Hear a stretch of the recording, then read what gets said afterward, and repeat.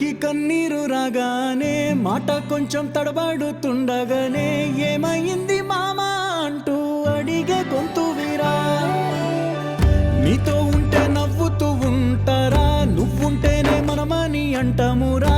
కారణాలు దొరకవు నువ్వు దూరం పోవాలన్నా, నీకు నాకు మధ్యలో దూరం రావాలన్నా. వద్దు అంటూ ఆ క్షణాన్ని ఏడుస్తూ ఆపనా.